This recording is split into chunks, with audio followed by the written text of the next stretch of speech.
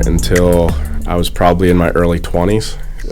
I had an engineering technician role, and I was a military veteran, so I had the GI Bill, and I figured the next logical step in my career progression was to get an engineering job. My favorite part about Allegheny, New York would be when I go in the field and I do sales out on the road. I get to see what the seals go inside of. So that's pretty cool to me.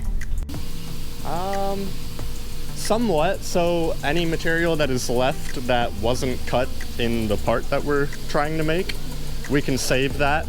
And if we're making any parts out of the same material that are small enough to fit on what's left, then we'll use it.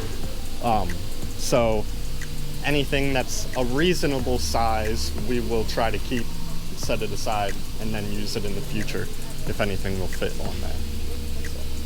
Doing I like when a custom part comes out, so something that really isn't made before or something that a manufacturer doesn't stock on the shelf. I usually just get a drawing or dimensions from the customer, and then it's on me to program, make the machine do what the machine does, whether it's locate bolt holes or do a crazy height with a dimension.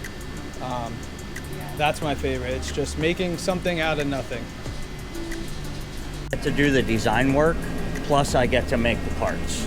So I'm not just sitting in an office doing design work, and I'm not just out here making parts. I get to do both parts of it, and then I get to see it go to production and produce molded parts and come to a finished product.